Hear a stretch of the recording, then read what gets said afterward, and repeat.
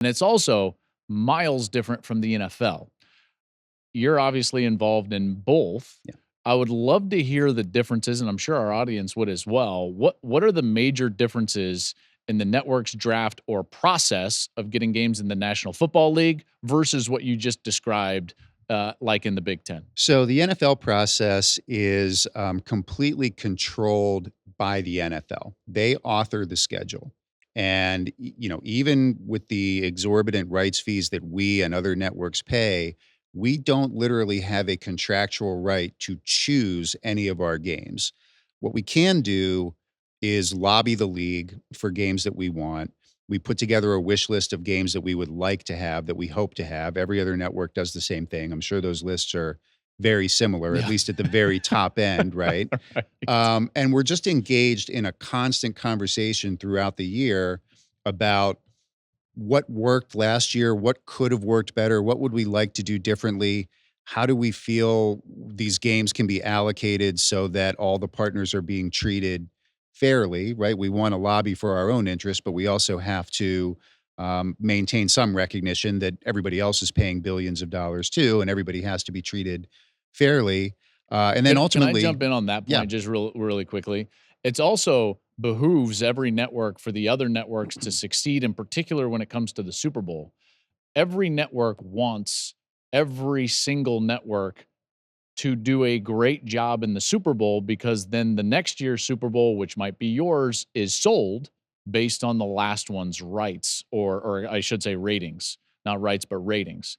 So there is a more collaborative effort on the National Football League scale because it perpetuates itself to some degree, where that's not necessarily the case in college football. But please continue. well, the point you're making about the Super Bowl is correct. And even in the regular season and the playoffs, I think we do root for each other's success, right? We want to be number one. We want to have the best rating story of any network, but we want the entire marketplace to do well too. Our fortunes are very much intertwined. And so if CBS and NBC are having success with the Big Ten, that probably means we're having success with the Big Ten. If CBS and NBC are having success on NFL Sundays, then we're probably having success too. So it's competitive, but it's not zero sum. There is the potential for there to be a rising tide that lifts everybody's company Yeah. and helps us all do a better job. So there's this lobbying process that goes on throughout the year. It intensifies around the time of the Super Bowl. We stay in constant touch with the league throughout the spring. But then when the NFL schedule comes out, we're as surprised as anybody at some of the things that are on the schedule. We don't have perfect visibility into it. We didn't know until very, very late in the process that we had a chance to get the Super Bowl rematch this year. Came as kind of a pleasant surprise. We've never had a Super Bowl rematch on Fox before. This year we'll have Kansas City, San Francisco in week 7. That's probably the highlight of our schedule. So the NFL process is all about lobbying and conversation, and hopefully it reflects the strength of the relationship that we have with the league. They're our most important partner. Whereas the college football process is just a draft, right? There's not that much lobbying involved. And it really is more about just strategizing around your draft picks and trying to come up with the smartest way to allocate those resources that you can. Yeah, I mean it's certainly a fascinating process, and because of the process in the college game, which is what we're all fans of, I would say that there's a little bit more, and this is across the country, right? I mean, ESPN, ABC, they have a lot of influence now, in particular with the SEC, and they can shape the schedule a lot differently than networks can with the National Football League. Well, the same can be said in the Big Ten as well, even with the three partners. And part of that is coming to fruition with what will be announced later this week with a Friday schedule Yeah. of games and a package of games in the Big Ten that will be played on Friday night. And I know that's something that we as a company, although not specifically for Gus and I, on Big Noon, but we as a company are very excited about not only the potential of that package, but also the implications of a game in the Big Ten that would potentially then leave the audience at our network for the Big Noon slot the next morning. Yeah, this is probably This is probably the initiative that I'm the most excited about since we launched Big Noon 5 years ago, Mhm. right? We're opening up Friday night for college football. We are then opening up Friday night starting in December for college basketball. So we'll have a September through mid March collegiate sports presence on Friday night. This will be the first time that we've had 2 nights of our primetime schedule devoted to college sports every week. It's been a very involved process with the Big Ten Conference and with the Big 12. They're contributing a few games to Friday night as well. And with the coaches and ADs at schools in both conferences to try to get to a Friday night schedule. I think part of what's exciting about it is that the Saturday landscape for college football, as you know, is extremely crowded and incredibly competitive. And it's hard to stand out. And we're looking in Friday night to open up some new real estate that's just an easier competitive environment. And even if the games aren't always at the viewership level of what you and Gus and Jenny do on Big Noon, they're going to be in such a friendly competitive window that I think we can actually do pretty well. And it's just a chance for us to further the visibility of the Big Ten Conference, of the Big 12 Conference, hopefully raise the profile of college football generally. I'm sure very few people watching are aware of this, but last season was the most watched season of college football in history. If you just add up all the time that was spent viewing games, not just on Fox, but across all the networks, number one season of college football of all time. So we feel like the business of college football is evolving in a really positive way. The viewership has never been higher, the interest has never been higher, and we're just looking for ways to push that even further, right? How do we continue to grow the game? I think opening up Friday night is going to prove to be a great opportunity. It's fascinating because I opened the show, the open that you all heard and have heard, every time you listen to one of these episodes, and I say we're at the dawn of the golden age of college football. Interest has never been higher. The sport's never been better. Right. This is part of why is because of not only what I see on the field every Saturday and how I interact with you guys on Saturdays at and around the stadiums, but also my conversations here behind the curtain in the data and the analytics and learning things like this is the most watched season of college football. Creating a third premium window in college football like Big Noon has enhanced that. So now you have premium windows of games throughout the day in college football, which was not the case prior to Big Noon. And That's and right. I would love, I you could easily, and if you would like, please do take a victory lap because I don't think people at home realize how difficult it is to start something in television. It does not happen. It's even more rare when something is started in television that is tied to a tentpole sporting event or window. That is a very rare thing. Now you see it sometimes with events, the Rose Bowl and the Kentucky Derby and the Masters and so on and so forth. But to create something like Big Noon and have the success that we've had with Big Noon, this was your idea. Playing college football games at noon Eastern that are the biggest matchups of the weekend. And there was pushback. We've gotten pushback from fan bases. And yet the proof is in the pudding. This has been a wild success in just 5 short years. Yeah, that's really generous of you to say, and I do take my share of credit and pride in what it's become. And Derek and Ryan on my team take their share, and not just our team, but Eric Shanks, Mark Silverman, Brad Zager, Robert Gottlieb, who came up with the name Big Noon Saturday and Big Noon Kickoff. Everybody just embraced that idea and embraced the idea of doing something Am I gonna get in unconventional. trouble for not listing all of the bosses? I just always say it was your idea. We just name them all. But no, I think we leaned into the idea of doing something a little bit different, and the way it came about was that, frankly, for some time, we were putting our best college football games on in prime time, Mhm. and we were getting beaten pretty badly. The reality is that ABC has owned that real estate for a long time, Yep.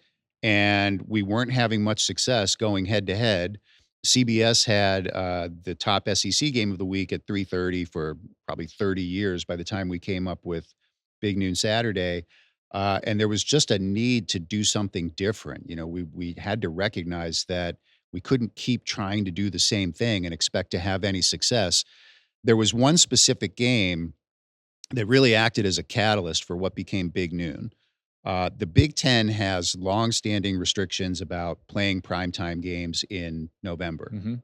And in one of our first seasons with the Big Ten, we had a Michigan Wisconsin Yep. game in November that we couldn't play in prime. The conventional thinking would have been, well, let's go at 3:30. If we can't go in prime time, let's just go as late in the day as we can. We said, let's do something a little bit different. Let's try it at noon. Let's see what happens. I think we did 5.5 million viewers. We now regularly do quite a bit more than that for Big Noon. But at the time, 5.5 million viewers was a big win for us. And it led me and others to think, we should just lean into this. I think as TV programmers, what you're often trying to do, especially in sports, it's not come up with a brand new, entirely new idea.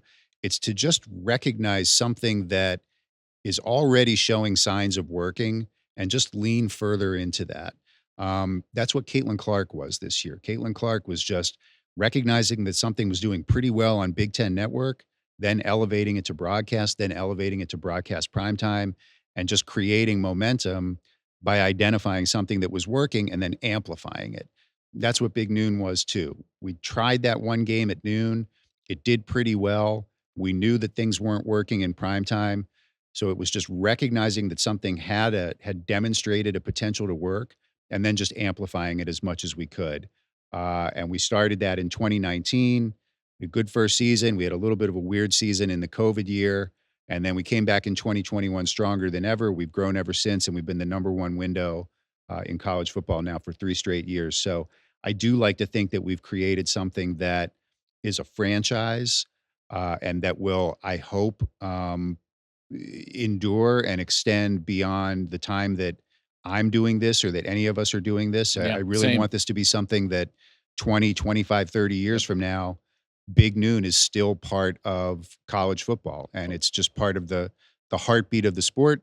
Somebody else might be doing the draft, somebody else might be doing the That's games, right. but I think we both hope that it'll have that kind of life where it's just a long-standing part of what makes college football so great. Well, I think that, and I think this goes to our human instinct. I think every one of us in our careers, or really in any walk of life, we want to be a part of, build into something bigger than ourselves. Mhm. And so when you can, find these types of moments and these types of things in particular in our industry, which are hard to come by. Yeah. You just don't make these. Normally you have to be a part of something that has already been established. Um, but you're right, and I talk about it with my wife all the time.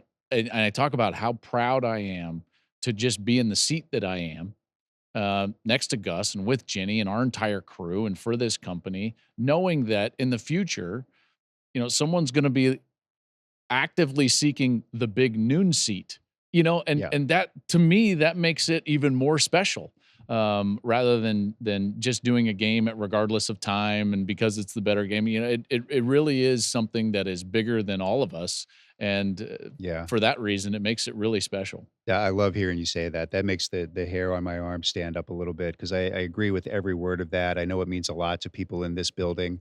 And, honestly, hopefully it means a lot to kids on campus, the students that come out for the games, the alumni that come back. There's nothing, I shouldn't say there's nothing, but there are a few things that are more special about going to college in Yeah. America than having that big game experience on Saturday. And we're so proud that we get to contribute to it in some way. And you mentioned this earlier. I think it's great now that college football has evolved in a way where there are big games under the lights. There are going to be big games in prime time on NBC and on ABC, and that's a cool experience. And we get to provide a different kind of cool Yep. experience. We get to take over that early part of the day, and there's something fun about tailgating early in the morning and going to a daytime game and then having the whole day in front of you too. So I think it has made college football Saturdays better, not just for Fox, but across the entire landscape of the sport. And hopefully it's a reason why the sport is now more Yeah. popular than ever. Again, more premium windows means that there's more opportunities for large audiences, Yeah. and I'd say, the coaches used to push back, some players used to push back, and they're like, "Man, we just want to be on prime time." And I used to tell them, and I landed on this argument, and I thought it was always my best argument with these guys, and I would tell the players. I remember telling a few of the guys at Oklahoma this, and I was like, "Hey," I was like, "Why would you want to play in prime time?" And they were like, what do you mean? Of course we want to play in primetime. And I was like, you play at noon and you ball out, every highlight the rest of the day is you. So the whole country is just going to watch your highlight the rest of the day, all day Saturday. And they sat there and they thought about it and they're like, yeah, we like noon. We like noon. So, that's one of those things that it has certainly come full circle. So just to circle back, mark your calendars. These games are official. They are announced September 7th. Big noon kickoff will be coming to Michigan as we host Texas and Michigan in that huge ball game. By the way, they haven't played since I believe the Rose Bowl before the Texas USC Rose Bowl. So that's a rematch of that game all the way back with Vince Young and the Wolverines. Then September 14th, we'll be in Madison. Big noon kickoff, big noon Saturday. Alabama and their new head coach, Kalen DeBoer, coming up to face the Badgers. And then, of course, the game November 30th as the Wolverines try to make it 4 in a row against the Buckeyes. They travel to Columbus to face what a lot of us think could be the best team in college football this season. Thank you for watching the Joel Klatt Show YouTube channel. And if you liked this clip, make sure to like it and subscribe to the channel, and you can stay up to date on all of my college football coverage.